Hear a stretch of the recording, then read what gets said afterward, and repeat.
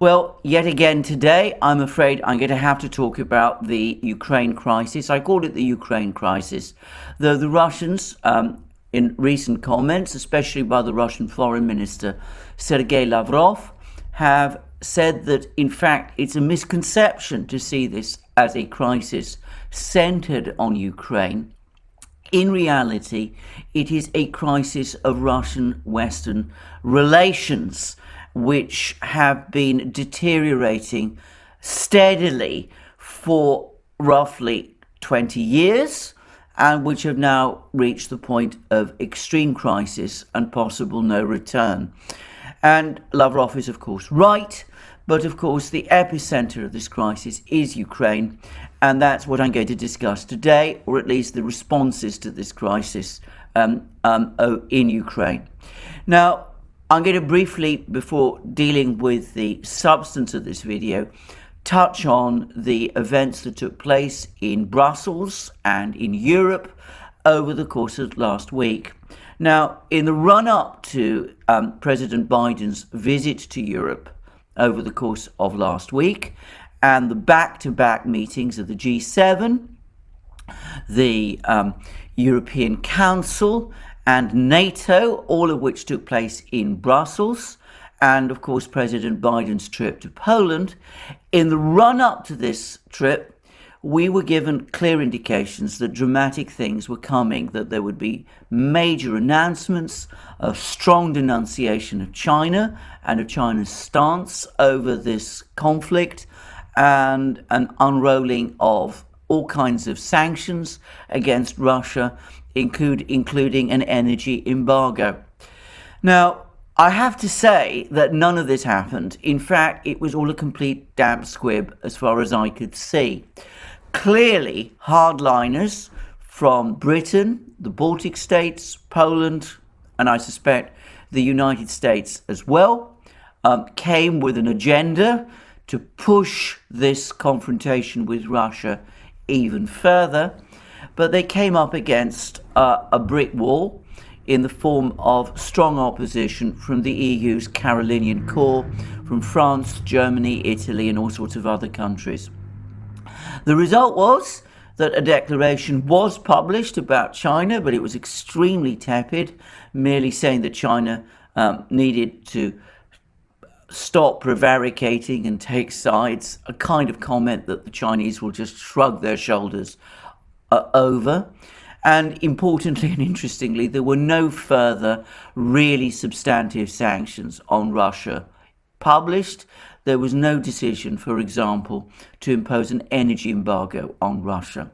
Instead, we got some claims that the European Union is entering into some kind of long, deep understanding with the United States to import more liquefied natural gas from the United States. There was a meeting between President Biden and the EU Commission President Ursula von der Leyen, in which this is all outlined and set out. Now, I think it's perhaps worth saying that Ursula von der Leyen has been one of the most hardline drivers within Europe of this confrontation with Russia.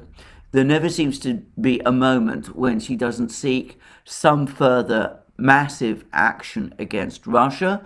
And in that, undoubtedly, she reflects the attitude of the European bureaucracies, the European Union bureaucracy and the NATO bureaucracy, both of which are based in Brussels.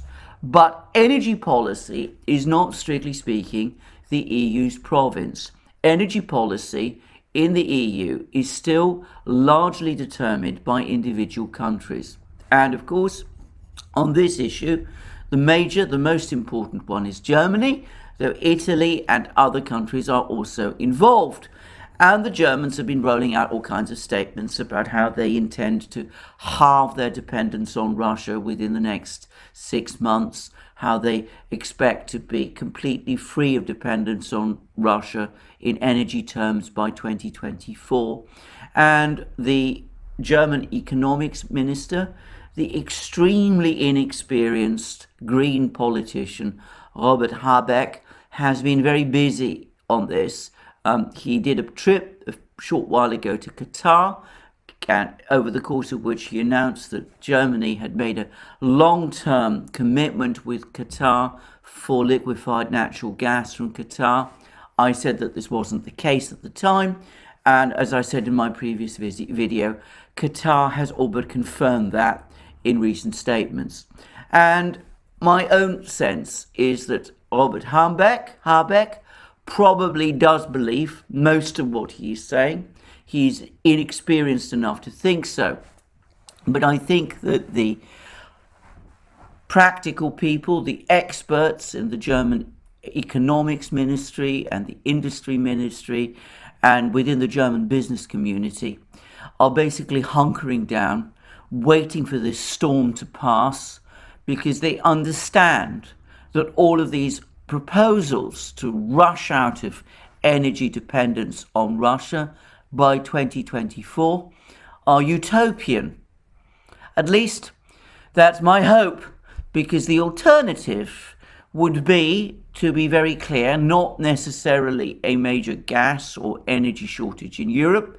We can always scrabble together and find gas and oil from all sorts of other places, but certainly very much higher prices for energy in Europe, which the German business community, in fact the business communities in many European countries, might struggle to cope with, and which households might struggle to cope with also.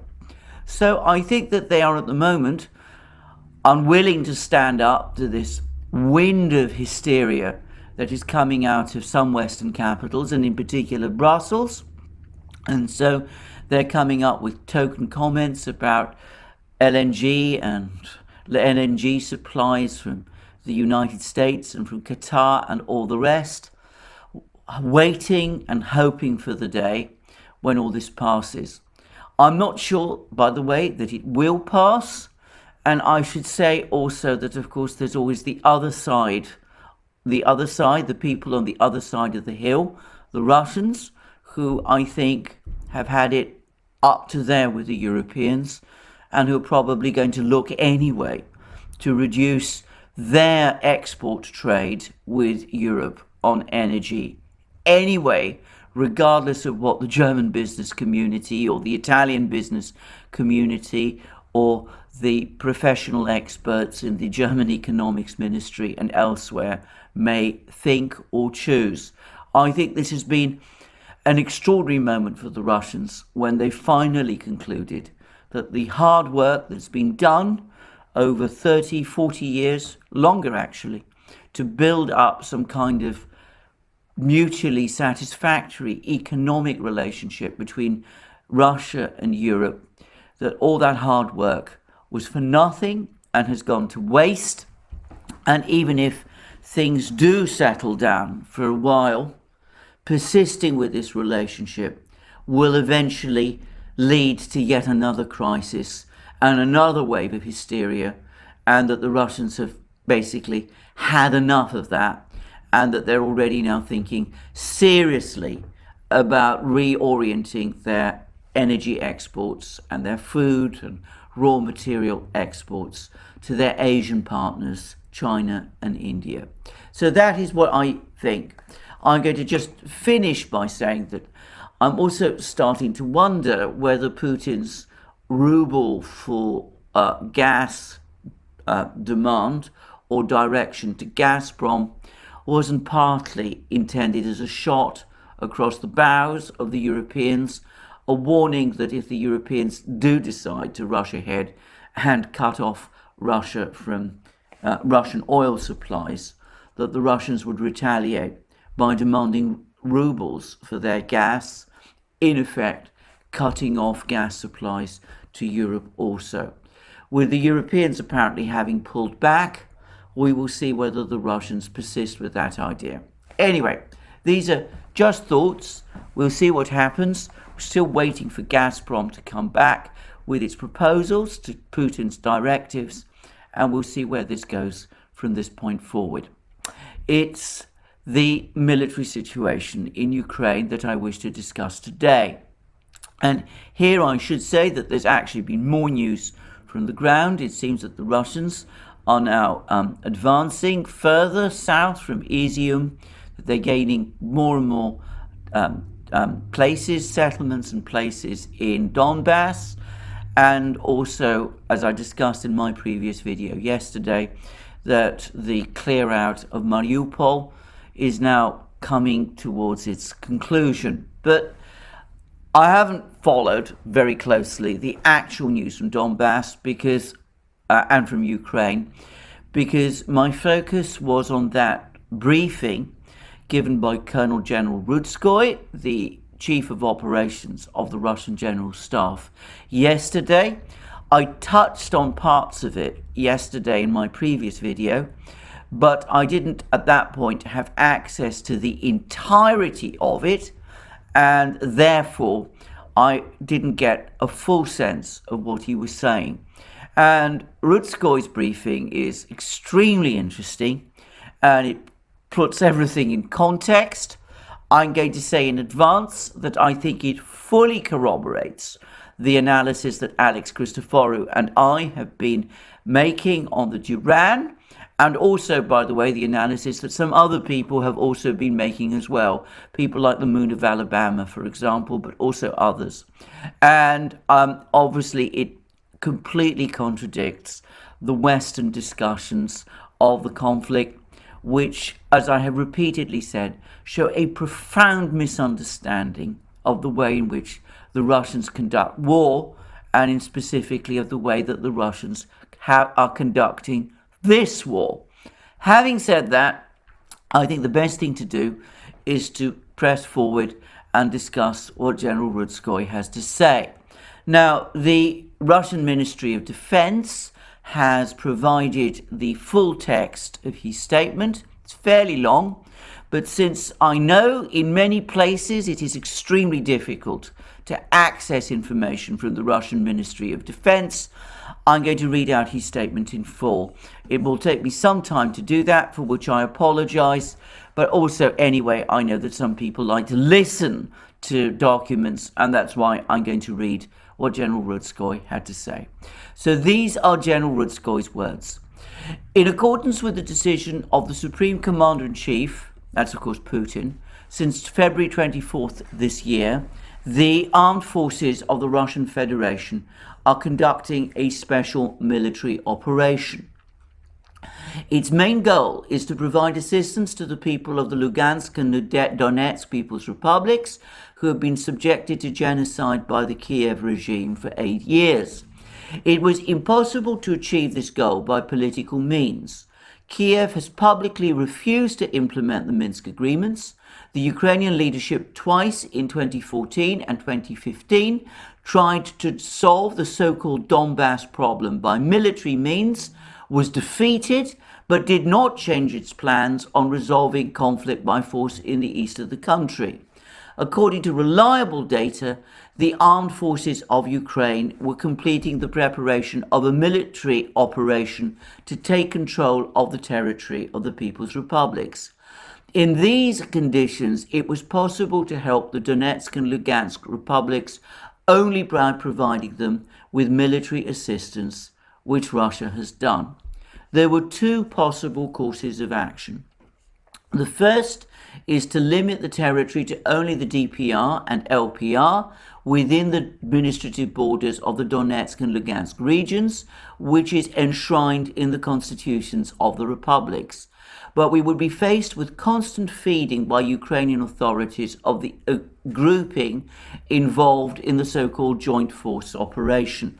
Joint force operation, by the way, is what the Ukrainians call their military grouping in eastern Ukraine, their military grouping in Donbass. To return to General Rudskoy's comments, therefore the second option was chosen, which provides for actions throughout the territory of Ukraine with the implementation of measures for its demilitarization and denazification. The course of the operation confirmed the validity of the decision.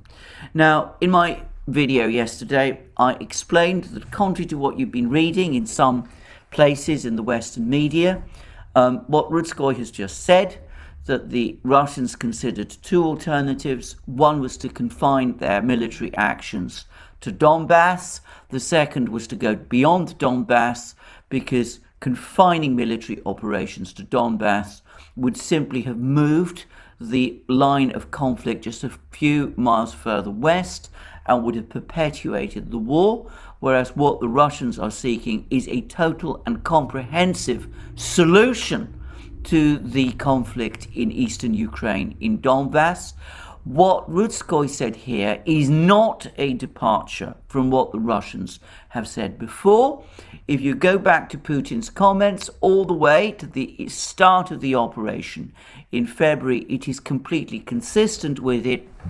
And Putin himself, in his comments to airline staff, which I discussed in my video yesterday, which comments he made on 5th March 2022, basically said exactly the same thing about the two options that the political leadership in Moscow was given by the General Staff, and that it was the political leadership, after hearing from the General Staff, that decided that the only way to resolve this conflict fully, comprehensively and totally was to go beyond Donbass. So I just want to repeat this again, because this story that there's been a scaling down of Russian intentions is, in my opinion, completely wrong and pays no heed to what the Russians said previously.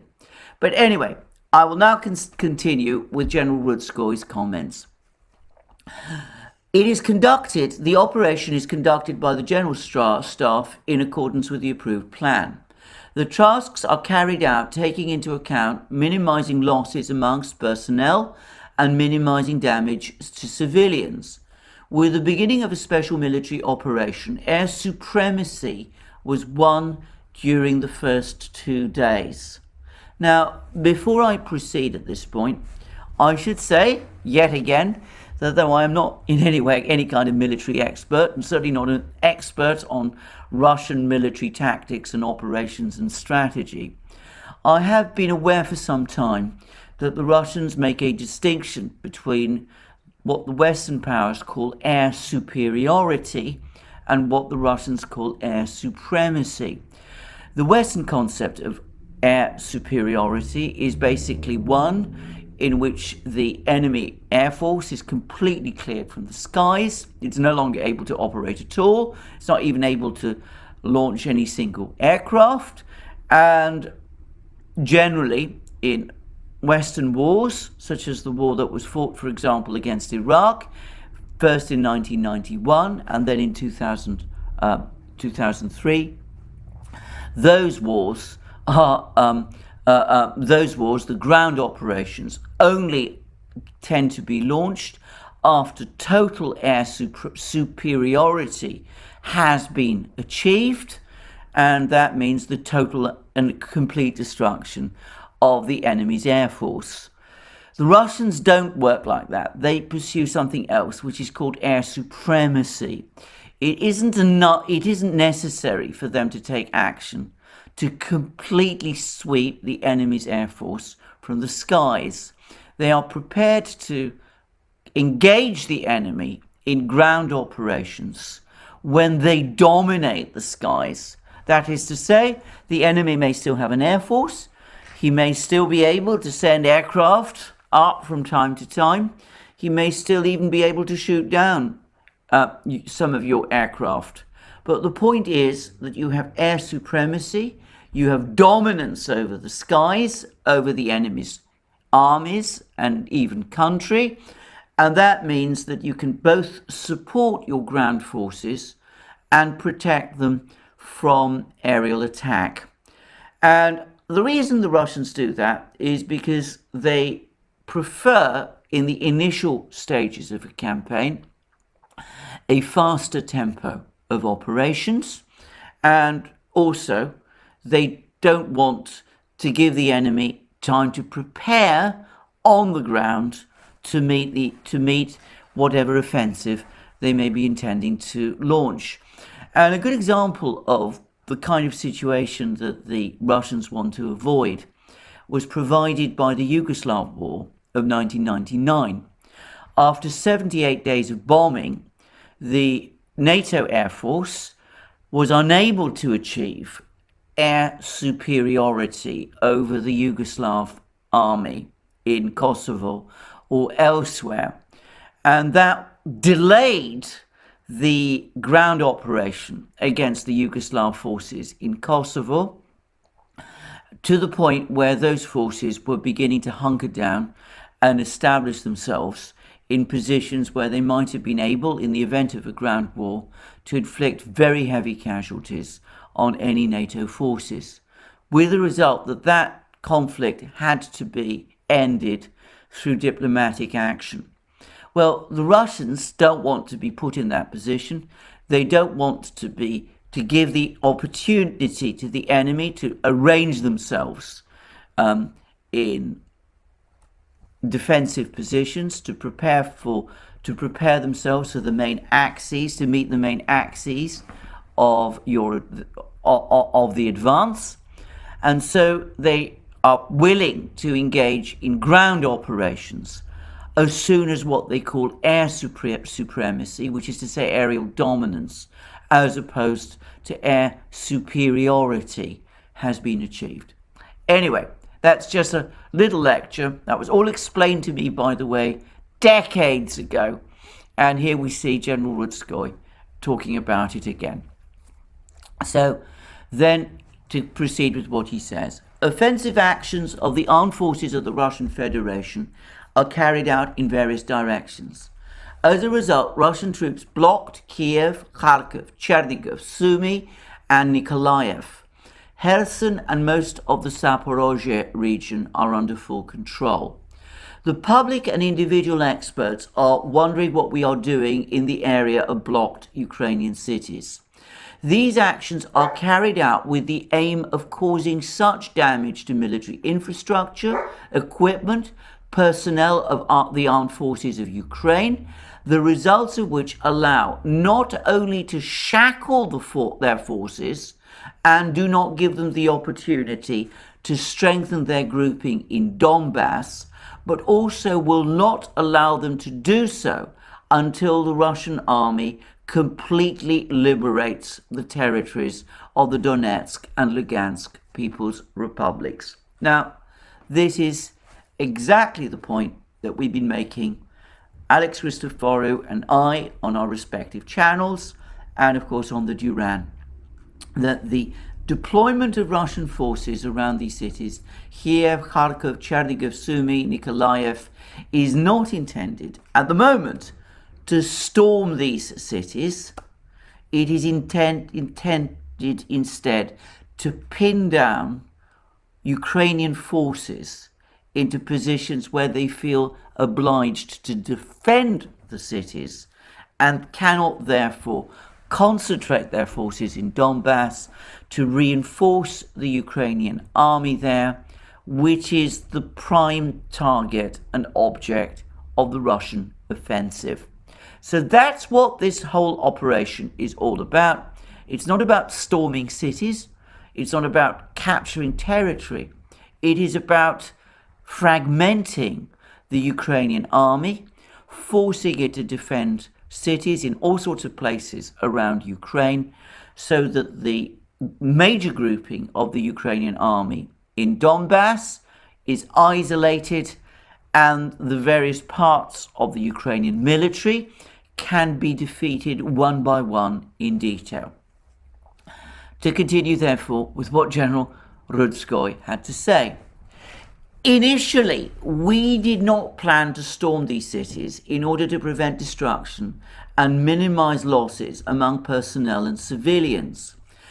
And although we do not rule out such a possibility, however, as individual groups complete their tasks and they are being solved successfully, our forces and means will concentrate on the main thing, the complete liberation of Donbass. Now, again, this isn't a retreat of strategic priorities to Donbass. It's an explanation of what the Russians are doing and have been doing in this conflict all along, as Alex Christoforou and myself and others like Scott Ritter, Colonel McGregor, people like that, have been saying all along. The focus is on the destruction of the enemy's main force, his army in Donbass, and the liberation of the Donbass region, whose independence the Russians have now recognized. And the further point, which is the point that I made in my program yesterday, is that Rutskoy is now saying that the possibility that one day the Russians might storm these cities, Kharkiv, Chernigov, Kiev even, possibly Nikolaev, is not ruled out. And that, I think, is intended as a warning to the Ukrainians that if they persist with this war, then eventually, once the Donbass has been completely cleared of Ukrainian troops, once the main grouping, the best grouping of the Ukrainian army in eastern Ukraine has been destroyed, then at that point the Russians are prepared to go further.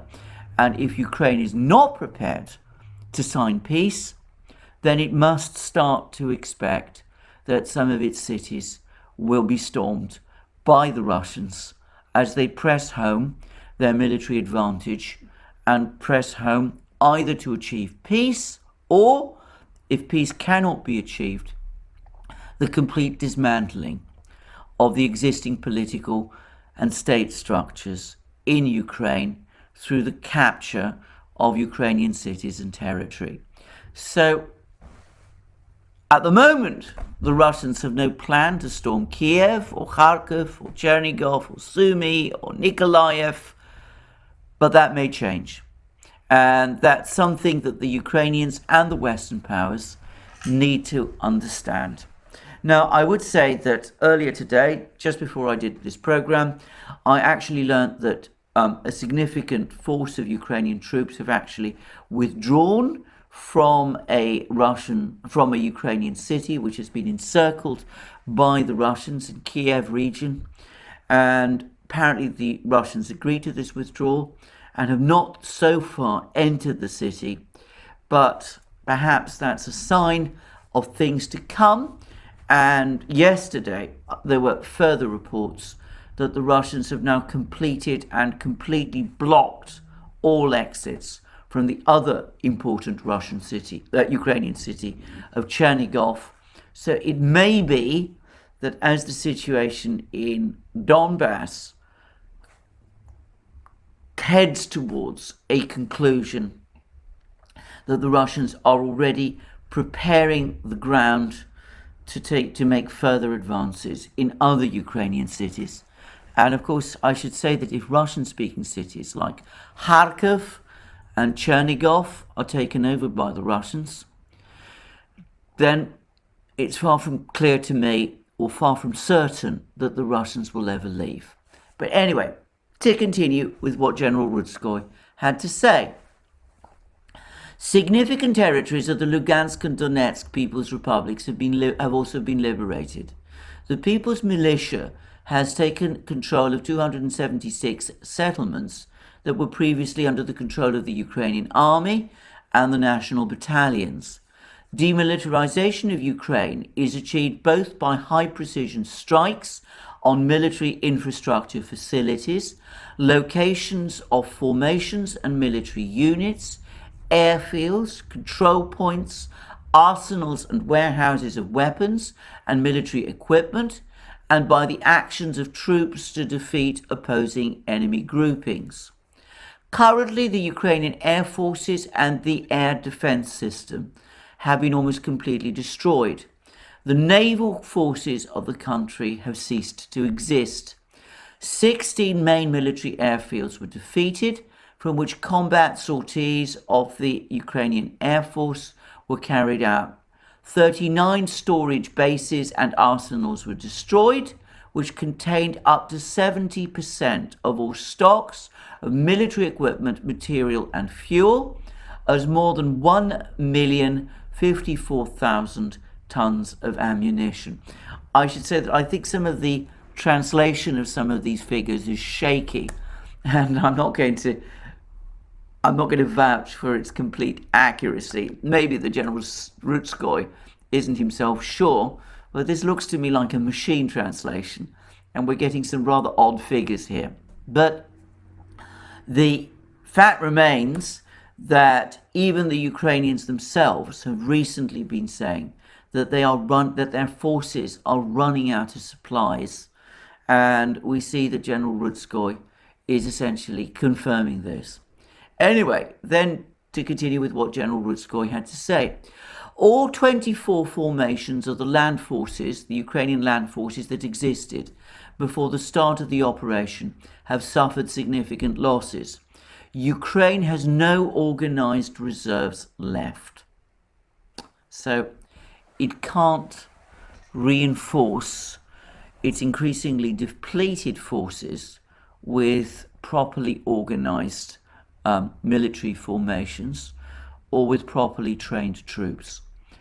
And this is what he went on to say. Losses are replenished at the expense of mobilized persons, that's to say reservists, and personnel of the Territorial Defense Force. This is a militia that was conjured up by the Ukrainians right at the start of the war, when, in my opinion, very irresponsibly, they handed out light weapons to large parts of the civilian population, causing severe problems of law and order in some Ukrainian cities.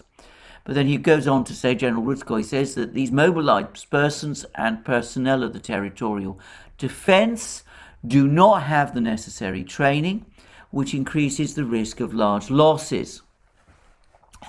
At the time of the start of the special military operation, the armed forces of Ukraine, together with the National Guard, numbered 260,200 servicemen. Again, I think there's some problems with some of the numbers here, some of the translations of the numbers. But if this is correct, and we're talking about 260,000 troops in the Ukrainian army and the National Guard at the start of the conflict, then that number, by the way, outnumbers every calculation I have seen of the total number of Russian troops deployed in Ukraine since the start of the war. And it would outnumber those Russian troops, even if one added to them the Donbass militia, the forces of the Donetsk and Lugansk People's Republics, and the Chechen forces as well. So I think that's perhaps something to bear in mind. The Russians clearly feel that they have a substantial qualitative edge, but at the beginning of this war, Ukraine actually, according to the Russians, had the greater manpower.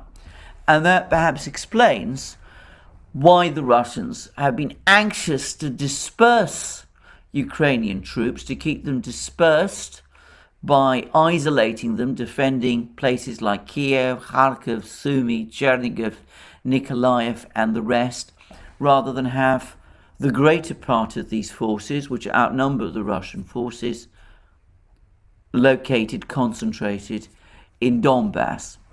Anyway, to continue, of the 2,400, during the month of hostilities, this is Rutskoy again. During the month of hostilities, Ukrainian losses have amounted to about 30,000 people, including about more than 14,000 irretrievable and about 16,000 sanitary. Now, as I said, this is a machine translation, and I'm not entirely clear what 14,000 irretrievable and 16,000 sanitary exactly means. I think 16,000 sanitary probably means wounded.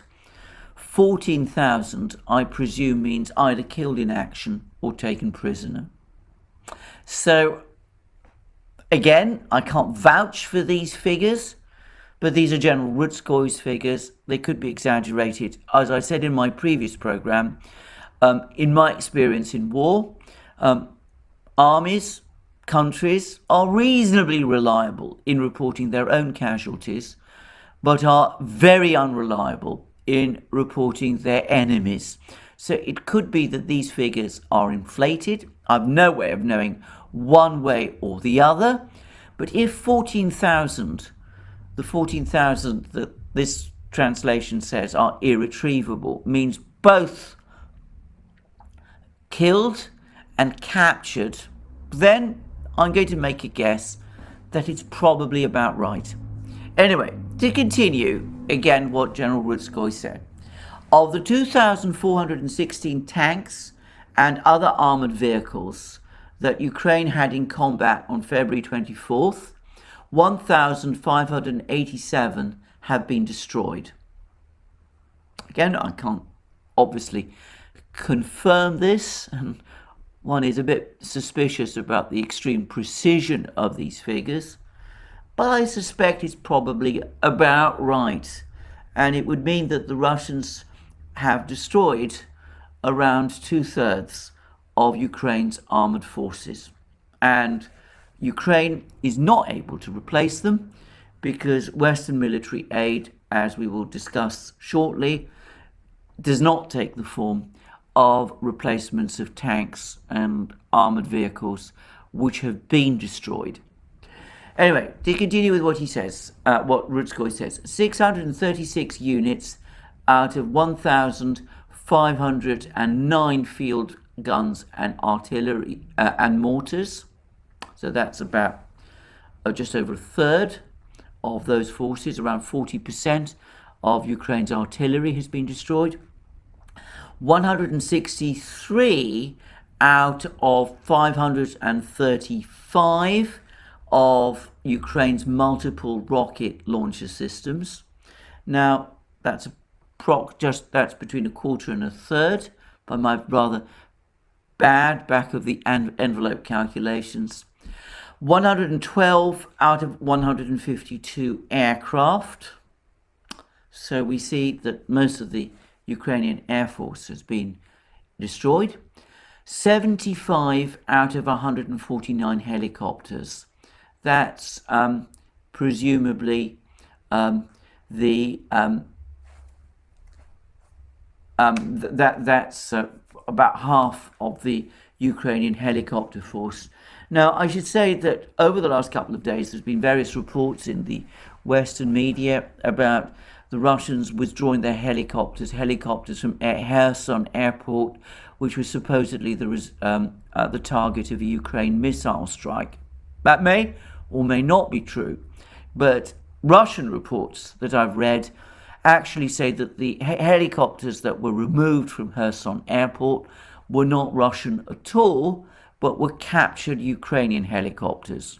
Since Ukraine uses helicopters left over from the Soviet era, which are difficult to distinguish from Russian helicopters, it's difficult to say one way or the other. But anyway, General Rutskoy says that Ukraine has lost half of its helicopters, more than half of its helicopters. And then he says that they've also lost 36 Bayraktar TB2 drones. And then we have a rather odd figure. He says UAV 35, which I don't understand what that means. What exactly that means? On the face of it, it looks as if Ukraine has seen the loss of more Bayraktar drones, 36 of them, than the Russians believed it possessed, which was 35. But by the way, that may very well be true. It's absolutely clear to me that despite protestations from Turkey, Ukraine has received far more Turkish Bayraktar drones than had previously been admitted. Before the start of the war, I had been led to believe, as I think most people had believed, and open sources were saying, that Ukraine had received around a dozen of these Turkish Bayraktar drones. Well, Rutskoy says that the Russians have already destroyed 3 times that number. So Erdogan's military help to Ukraine was on a far bigger scale than he or Turkey ever admitted to. And I wonder whether this was perhaps something that Erdogan quietly agreed with NATO and with the authorities in Washington as part of his effort perhaps to try to maintain this balance, this complicated balance between the Russians and the Americans that he was always working towards, that he was secretly providing the Ukrainians with far more of these Turkish drones than he was publicly acknowledging. And of course, these drones are offensive weapons, and there were articles in the Atlantic Council website, the Atlantic Council being, of course, a think tank very closely connected to NATO. There were articles in the Atlantic Council website in the autumn of 2020 and in the winter and spring of 2021 about how these Turkish drones, these Bayraktar drones, would be a game changer and would be essential and would enable the Ukrainian military to roll over the militia in the Donbass in the way that the Azerbaijani army had been able to defeat the Armenian forces in the Caucasus in the course of the war there in 2020.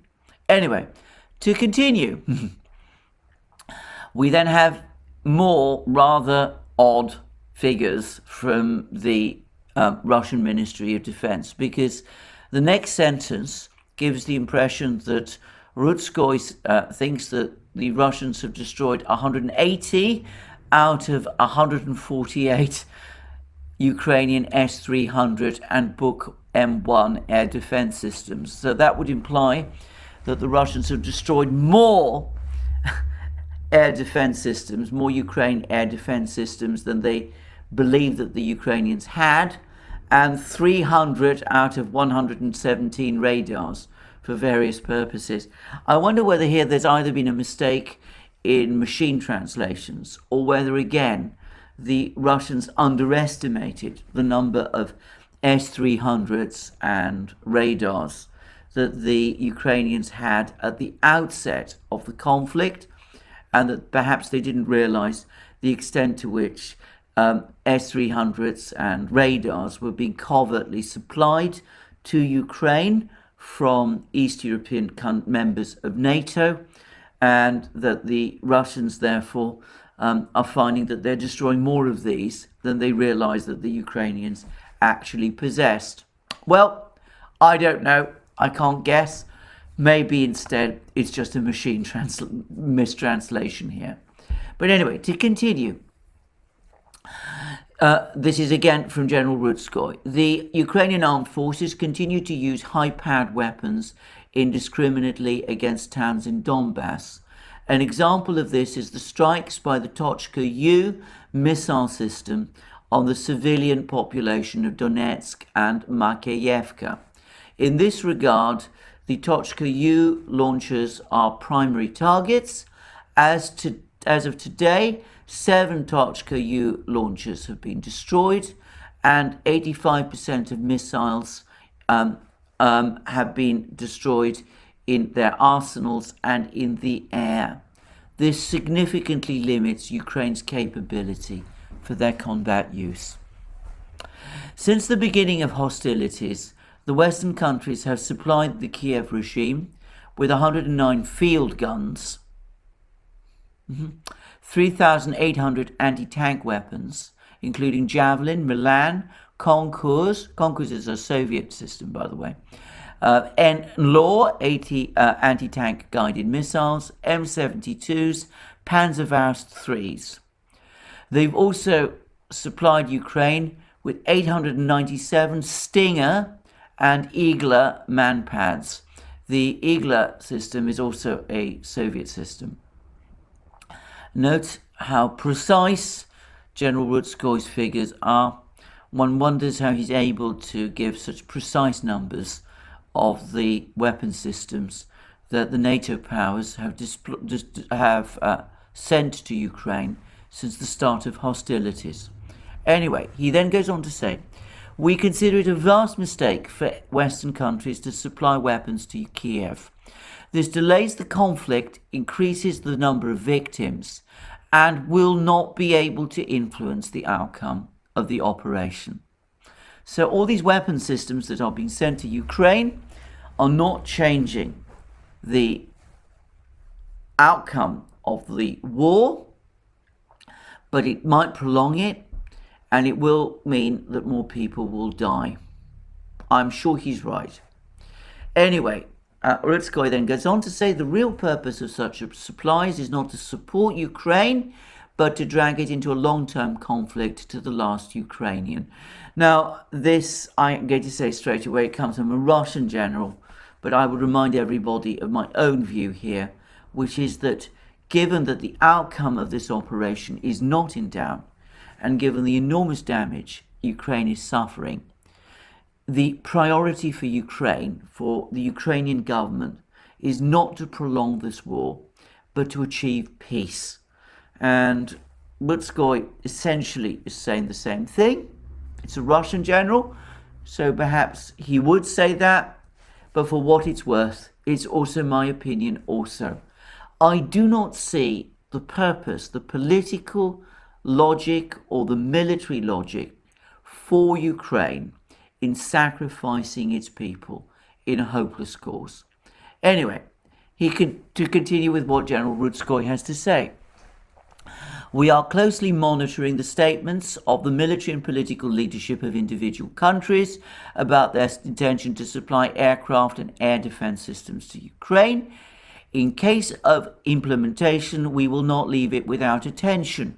We also hear assurances from NATO leaders about non-interference in the conflict. At the same time, some member states